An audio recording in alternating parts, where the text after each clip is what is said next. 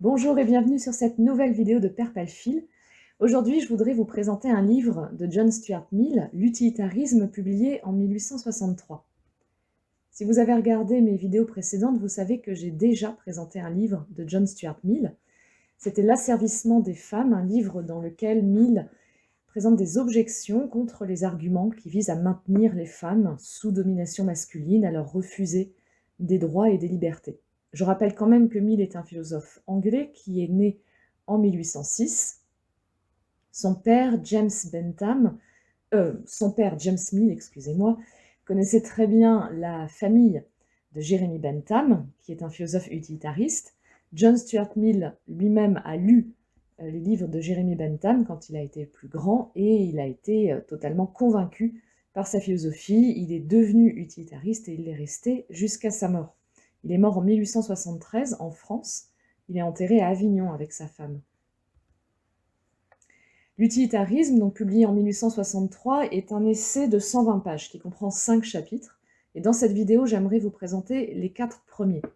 Dans ces chapitres, Mill présente la doctrine de l'utilitarisme et essaye d'apporter des justifications, des preuves à cette doctrine. C'est donc un ouvrage de vulgarisation qui est assez facile d'accès, assez facile à lire. Je rappelle avant de commencer que l'utilitarisme, c'est une doctrine morale. Donc on est dans la philosophie morale, c'est-à-dire la philosophie qui s'intéresse aux questions du bien et du mal, comment identifier le bien et le mal, comment les définir, comment les distinguer, etc. Commençons avec le premier chapitre, où Mill présente l'objet de son livre, un chapitre qui est assez court. Et Mill dit qu'il va s'intéresser au grand problème en morale, qui est le suivant: par quels critères on arrive à distinguer une action bonne d'une action mauvaise? Si je m'apprête à agir, je m'apprête à faire une action qui a une valeur morale, qu'on peut qualifier de bien ou de mal, comment je peux savoir si cette action est bonne, elle est conforme à la morale, ou comment je peux savoir qu'elle est mauvaise, qu'elle est immorale? Ou autre exemple, si je veux juger de l'action de quelqu'un, etc.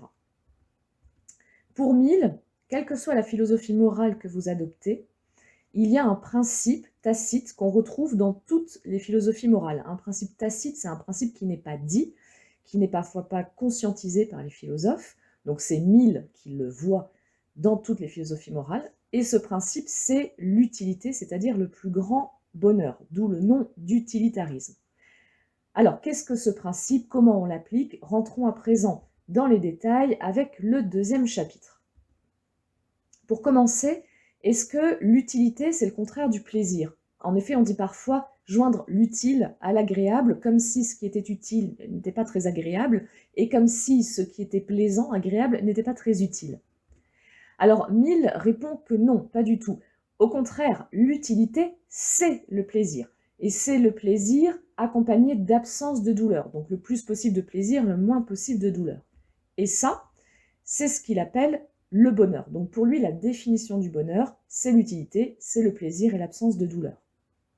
Le bonheur, chez Mill, c'est le souverain bien, c'est-à-dire c'est le bien suprême, le bien dernier que l'on puisse viser dans une vie humaine. On peut vouloir de l'argent pour être heureux, mais on ne veut pas être heureux pour autre chose. On veut être heureux pour être heureux. Du coup, on peut en tirer la règle suivante pour nos actions morales. Les actions sont bonnes ou mauvaises dans la mesure où elles augmentent le bonheur ou produisent le malheur. Donc ce qu'il faut comprendre, c'est que les actions sont bonnes si elles augmentent le bonheur, si elles sont utiles, c'est-à-dire si elles produisent du plaisir et qu'elles réduisent la douleur. Elles sont mauvaises si elles produisent le malheur, c'est-à-dire qu'elles augmentent la douleur et réduisent le plaisir. Alors, faire ainsi du plaisir le but ultime de la vie humaine, le souverain bien, est-ce que ce n'est pas réduire l'être humain à une vie animale? Est-ce que le plaisir, ce n'est pas quelque chose d'un peu bestial? Est-ce que l'être humain n'est pas appelé à des choses un petit peu plus hautes que le plaisir? Non, répond Mill, parce que s'il est vrai que les animaux ressentent du plaisir, les plaisirs des animaux ne sont pas les mêmes que les plaisirs humains. Et ceci parce que l'être humain est composé d'un corps et d'un esprit. Il y a donc des plaisirs physiques qui là peuvent ressembler aux plaisirs des animaux, mais il y a aussi des plaisirs spirituels dans le sens des plaisirs de l'esprit. Mill va même plus loin puisque pour lui il y a une hiérarchie entre les deux, Les plaisirs de l'esprit sont supérieurs aux plaisirs du corps. Donc, chez Mill, quand il dit qu'une action est bonne si elle augmente le plaisir, il ne faut pas comprendre n'importe quel plaisir. La qualité du plaisir prime sur la quantité de plaisir. Une action est bonne, elle est d'autant plus bonne qu'elle augmente qu'elle augmente les plaisirs qualitatifs, les plaisirs supérieurs, et elle est un peu moins bonne si elle se contente d'augmenter des plaisirs, par exemple physiques, des plaisirs inférieurs. Donc, quand on développe nos facultés intellectuelles, notre esprit, eh bien ça produit du plaisir qualitatif, ça produit du bonheur. Mais il est vrai que souvent, c'est aussi accompagné de souffrance, de frustration. Alors là, on est face à un problème, parce que est-ce qu'on peut juger qu'une action est bonne si elle produit du plaisir qualitatif, mais qu'elle est accompagnée aussi de souffrance? Par exemple, quand on développe nos connaissances, on se rend compte en même temps de tout ce qu'on ignore et de tout ce qu'on ne comprend pas. Donc, on a à la fois du plaisir à apprendre et à connaître et à comprendre, et en même temps, on ressent beaucoup de frustration à l'idée de tout ce qu'on ne connaît pas et de tout ce qu'on ne comprend pas encore. Alors, pour Mill, ça n'est pas incompatible parce qu'il faut distinguer le bonheur de la satisfaction. Quand j'ai une activité intellectuelle, donc que je ressens un plaisir de l'esprit, un plaisir qualitatif supérieur, j'atteins le bonheur. Ça peut s'accompagner d'insatisfaction. Mais la satisfaction n'est pas le bonheur. À l'inverse, je peux être très satisfait des activités que je fais. Elles peuvent produire un plaisir un peu inférieur. Mais pour autant, je ne vais pas atteindre le bonheur. C'est pour ça que Mill a cette citation qui est très connue. Il vaut mieux être un homme insatisfait qu'un porc satisfait. Il vaut mieux être Socrate insatisfait qu'un imbécile satisfait.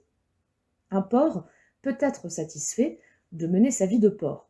Et pourtant, il n'atteint pas pour autant le bonheur, alors qu'un homme insatisfait peut atteindre le bonheur, puisque des plaisirs qualitatifs peuvent s'accompagner d'insatisfaction. Et typiquement, si on veut distinguer entre deux hommes, Mill prend l'exemple de Socrate, qui a connu des insatisfactions dans sa vie. Si vous avez regardé ma vidéo sur l'apologie de Socrate, vous l'avez bien vu.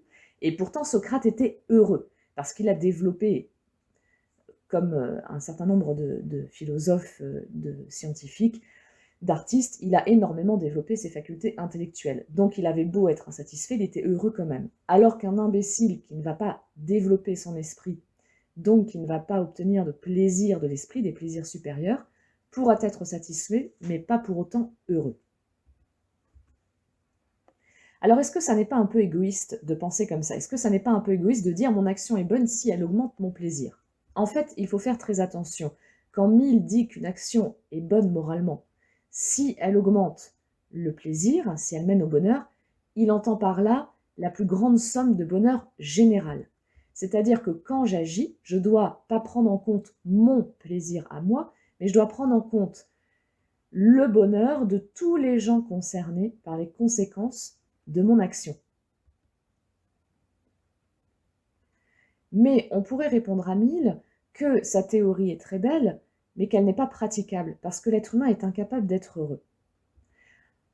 Mill répond que si effectivement on définit le bonheur comme un état continu d'exaltation au plus haut degré, ce qu'on appelle parfois la béatitude, alors effectivement l'être humain est incapable d'être heureux. Mais ce n'est pas ça que l'utilitariste appelle le bonheur.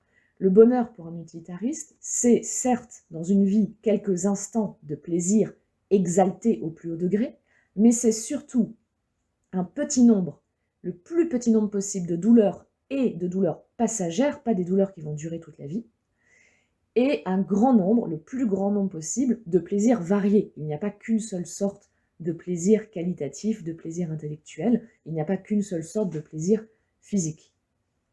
Alors là, ça devient très intéressant, parce que ça veut dire que le bonheur dépend de nous. Ça, c'est une grande question assez classique en philosophie. Est-ce que le bonheur dépend de nous ou pas? Mill répond que oui, le bonheur dépend de nous, mais attention, ça ne veut pas dire que chacun d'entre nous, nous devons faire notre petit bonheur personnel et individuel. Ça veut dire que le bonheur est une affaire collective. Et ça, c'est très intéressant dans la philosophie de l'utilitarisme, cette idée que nous atteignons collectivement, tous ensemble, au bonheur général, et que le bonheur général va faire le bonheur de chaque individu. Alors pour ça, il y a 3 conditions. La première, c'est l'organisation sociale. Organiser la société de telle façon qu'on va maximiser le plaisir général et faire diminuer la douleur. Par exemple, en faisant diminuer la pauvreté, en faisant diminuer l'exploitation de l'homme par l'homme, en arrêtant de maintenir les femmes dans l'asservissement, en permettant à chacun de faire des études et de pouvoir choisir son métier ou de pouvoir choisir avec qui il veut se marier, etc. Deuxième condition, les progrès scientifiques et technologiques de l'humanité. Ainsi, par exemple, les progrès de la médecine vont permettre de diminuer considérablement la somme de souffrance physique de l'humanité ou psychique. De la même façon, les progrès scientifiques et technologiques vont permettre de mieux gérer les catastrophes naturelles, de les anticiper, de construire des maisons qui résistent aux tremblements de terre, de construire des canaux qui vont pouvoir contenir les débordements des rivières, des fleuves, etc. Et la troisième condition, c'est l'éducation. L'éducation des citoyens à l'école, mais aussi les opinions publiques qui circulent dans la société. Il faut apprendre aux citoyens à associer son bonheur personnel et le bien de la société. Il faut que ces deux choses deviennent inextricablement liées dans l'esprit des personnes. Alors je passe sur un certain nombre d'objections que Mill soulève encore dans son texte pour arriver à la dernière, qui est que l'utilitarisme nous demande, pour savoir si on doit faire ou pas une action, de calculer les conséquences qu'elle va avoir sur les gens qui sont concernés par notre action. Et si ces conséquences, c'est le plaisir, notre action est moralement bonne. Si c'est la souffrance, elle est moralement mauvaise. Mais on n'a pas le temps, dans le feu de l'action, de calculer les conséquences de nos actions. Donc, encore une fois, une objection qui semble dire que l'utilitarisme est impraticable. Alors Mill répond, avec un petit peu d'ironie, que les êtres humains existent depuis suffisamment longtemps pour qu'on sache quels effets nos actions vont produire, les effets les plus probables de nos actions. Alors, je sais très bien que si j'insulte quelqu'un, ou que si je le gifle, bon, l'effet probable de mon action, c'est que ça va lui faire mal, ça va l'énerver, peut-être qu'il va me rendre l'appareil, etc. Donc c'est vrai que sur le long terme, nos actions peuvent avoir des conséquences inattendues sur des personnes auxquelles on n'avait pas pensé, etc. Mais pour ce qui est des conséquences à très court terme, pour la grande majorité de nos actions, nous sommes tout à fait capables de savoir quels vont être les effets qui vont en découler. On en a terminé avec la lecture du deuxième chapitre et on se lance donc dans le chapitre 3 où Mill va parler des sanctions. Qu'est-ce que c'est les sanctions? Les sanctions, c'est la réponse à la question suivante. De quelle source le principe d'utilité tire-t-il son pouvoir d'obliger? Autrement dit, si vraiment l'utilitarisme a raison et qu'il faut adopter le critère d'utilité pour pouvoir juger moralement de nos actions, comment ce critère d'utilité va-t-il me pousser à agir de manière morale? Comment est-ce qu'il peut m'obliger à agir de manière morale? Alors, cette question, Mill remarque qu'elle n'est pas propre à l'utilitarisme. Toutes les philosophies morales se posent cette question, quel que soit leur principe. Elles se posent forcément la question de savoir comment ce principe va obliger les gens, les êtres humains, à agir. Pour Mill, il y a deux types de sanctions, les sanctions extérieures et les sanctions intérieures. Les sanctions extérieures, c'est toutes les conséquences bénéfiques ou mauvaises qui vont découler de mon action pour moi-même. Par exemple, je vais faire telle action parce que j'ai l'espoir ainsi de me concilier la bienveillance des personnes qui vont être concernées par cette action. Ou à l'inverse, je ne vais pas faire telle action, je ne vais pas insulter et frapper la personne qui est en face de moi parce que je crains de susciter son mécontentement, qu'elle me rende l'appareil, que nos relations soient pour le moins difficiles à l'avenir. De la même manière, nous sommes aussi poussés à agir par sympathie et affection envers nos semblables, nos proches, notre famille, nos amis, etc. Les sanctions intérieures, c'est ce que je ressens à l'intérieur de moi qui va me pousser à agir. Et là, il s'agit du sentiment du devoir ou sentiment d'obligation. Par exemple, quand j'hésite entre mentir ou dire la vérité, je me sens poussée, obligée à dire la vérité. Ça, c'est le sentiment du devoir. Tu dois dire la vérité. Et si j'imagine un instant mentir, si je me dis, tiens, qu'est-ce qui se passerait si je mentais? Eh bien, je commence à ressentir tout de suite de la culpabilité à cette idée. Et cette peine que j'éprouve à l'idée de violer mon devoir va me retenir, justement, de ne pas faire une mauvaise action. Alors Mill va le développer un petit peu sur cette idée des sanctions extérieures et intérieures, qui sont un grand sujet en philosophie morale. Donc il va dire que le sentiment du devoir ou le sentiment d'obligation, qui est une sanction intérieure qui me pousse à agir de manière morale, c'est la sanction suprême de toute morale. Et si nous agissons moralement, ça commence par là, ça commence par un sentiment intérieur d'être obligé d'agir de cette manière, d'être obligé de dire la vérité. C'est donc pour Mill un sentiment qui est très subjectif et personnel. Et c'est ce sentiment qui constitue la conscience morale. Et c'est pour ça que si jamais je vais contre ce sentiment d'obligation, en faisant le contraire de mon devoir, je vais avoir mauvaise conscience, je vais culpabiliser. Alors il y a des philosophes comme Kant, grand philosophe, entre autres en philosophie morale, qui ont voulu faire de ce sentiment du devoir, de ce sentiment d'obligation, une réalité transcendante, c'est-à-dire une réalité extérieure à nous, une réalité objective qui nous dépasse. Mill n'a rien contre ça. Par contre, ce que Mill conteste, c'est que en faisant du sentiment d'obligation une réalité extérieure et objective, on ne le rend pas plus fort pour autant. Au contraire, c'est vraiment la manière dont ce sentiment s'est développé en nous qui va lui donner toute sa force. Et ce n'est pas en faisant une réalité transcendante qu'on va le rendre plus fort. Alors pourquoi il dit ça? Parce qu'il y a des êtres humains chez qui le sentiment du devoir n'est pas très développé, voire pas du tout. Dans ce cas-là, ces gens-là ne se sentent pas intérieurement obligés de faire leur devoir, de dire la vérité, de ne pas frapper les gens, etc. Et c'est là que les sanctions extérieures entrent en jeu. Pour quelqu'un qui a un fort sentiment d'obligation, il n'y a pas besoin de sanctions extérieures. Mais pour quelqu'un qui a peu de sentiment du devoir, voire pas du tout, les sanctions extérieures peuvent se révéler efficaces. J'aimerais bien mentir parce que ça m'arrange, mais je ne vais pas le faire parce que je ne veux pas provoquer la haine de ceux qui m'entourent, parce que je ne veux pas blesser les gens que j'aime, etc. Alors, ce sentiment du devoir et tous les sentiments moraux en général, sont-ils innés ou acquis? Encore un grand problème en philosophie morale. Mill soutient qu'ils sont acquis, mais qu'ils sont naturels. Alors, il fait un parallèle avec le langage. Quand les enfants naissent, ils n'ont pas de langue innée qui soit déjà inscrite à l'intérieur d'eux. Ils ne naissent pas en sachant déjà parler français, italien ou autre. Mais il n'en reste pas moins que la capacité à apprendre une langue est une capacité naturelle. Sinon, les enfants ne pourraient pas l'apprendre en fait. Donc elle va se développer naturellement. L'enfant, si on parle autour de lui, il va naturellement essayer à son tour de parler. Mais il va falloir une acquisition, un apprentissage, et ça, c'est l'éducation qui va s'en charger. Alors, c'est la même chose avec les sentiments moraux. On ne naît pas avec une morale qui est déjà inscrite en nous, mais c'est naturellement que nous sommes capables de développer des sentiments moraux, et grâce à l'éducation, à les développer de manière très forte. Et en plus de ça, Mill remarque que les sociétés contemporaines, qui sont fondées sur l'égalité des citoyens, il veut parler évidemment des démocraties, encourage encore plus à prendre en compte les intérêts des autres et le bonheur général. Donc la manière dont nos sociétés aujourd'hui sont organisées, quand elles sont démocratiques, encourage encore plus à développer des sentiments moraux et notamment à développer ce qui correspond à l'utilitarisme, c'est-à-dire à développer une prise en compte des intérêts des autres qui vivent avec nous dans la société et du bonheur général. Terminons avec le 4e chapitre sur les preuves. Quelle justification Mill peut donner à l'utilitarisme? On a dit que le bonheur, c'est la fin de la vie humaine, c'est-à-dire l'objectif suprême que tout être humain vise dans sa vie. Nous voulons, en définitive, être heureux.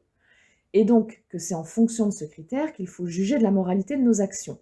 Donc, pour prouver ça, pour prouver l'utilitarisme, il faut prouver que le bonheur est réellement la fin de la vie humaine, et que tout ce qu'on désire d'autre n'est qu'un moyen pour atteindre le bonheur. Pour Mill, la seule preuve possible de ces deux choses, elle se trouve dans les faits. Il faut regarder ce qui se passe autour de nous et dans la vie de chacun. Et ce qu'on constate, c'est que chaque être humain désire son propre bonheur. Donc, quand on prend les êtres humains ensemble, tout le monde désire le bonheur général. Mais on pourrait faire remarquer à Mill que le bonheur n'est pas la seule fin suprême, le seul objectif suprême de la vie humaine. Il y a par exemple des gens qui désirent aussi la vertu en tant que telle. Ils ne désirent pas la vertu parce que ça va les rendre heureux. Ils désirent être vertueux pour être vertueux, la vertu pour elle-même. Alors pourquoi on devrait faire du bonheur le critère dans l'utilitarisme et pourquoi on ne devrait pas plutôt prendre la vertu par exemple comme critère? Alors, Mill ne nie pas que la vertu est aussi une fin suprême dans la vie humaine, un bien que nous désirons pour lui-même. Mais alors, du coup, est-ce qu'il se contredit? Non, parce qu'en fait, la vertu fait partie du bonheur. Être vertueux nous rend heureux. Donc, comme la vertu est une partie du bonheur qui lui-même est la fin de la vie humaine, et bien du coup, la vertu est par là même une fin. Mais là, ça devient compliqué, parce que Mill admet aussi qu'il en est de même pour l'argent, la célébrité, le pouvoir, l'amour de la musique, la santé, etc. Toutes ces choses, nous les désirons parce que nous estimons qu'elles nous rendent heureux. Il y a beaucoup de personnes qui désirent avoir de l'argent pour avoir de l'argent, ou qui désirent la santé pour elles-mêmes. Ils veulent être en bonne santé, c'est un objectif en soi, et ça les rend heureux. Alors, du coup, est-ce qu'il faut faire de tout ça des fins suprêmes de la vie humaine? Et dans ce cas-là, on noie complètement le poisson et on ne comprend plus très bien où Mill veut en venir. Alors non, Mill dit qu'il y a quand même une différence entre la vertu et le reste, l'argent, la célébrité, le pouvoir, etc. Toutes les autres choses que nous poursuivons dans la vie peuvent à un moment donné nous pousser à nuire à nos semblables. Par exemple, l'amour de l'argent peut nous pousser à un moment donné à nuire à nos semblables parce qu'on va rentrer en compétition avec eux, on va essayer d'en avoir le plus possible, ce qui implique que les autres en aient moins, et donc ça va nous amener à leur nuire, à leur faire du mal, donc à augmenter leur douleur à travers nos actions, et donc ce ne sera pas des actions morales. Il y a une seule chose là-dedans qui ne nous poussera jamais à nuire à nos semblables, c'est la vertu, puisque être vertueux, c'est être un homme bon, un homme de bien, un homme moral, et donc ça ne pourra jamais nous pousser à faire du mal à nos semblables. Donc, on peut tolérer qu'on poursuive l'argent, la célébrité, la santé, la musique, ou tout ce qu'on voudra, tant que ça ne devient pas nuisible au bonheur général. Mais il va falloir exiger chez les individus l'amour de la vertu parce qu'il est étroitement mêlé au bonheur, au plaisir, en tant que fin suprême de la vie humaine. La vertu est désirée parce que sa possession produit du plaisir et donc mène au bonheur général.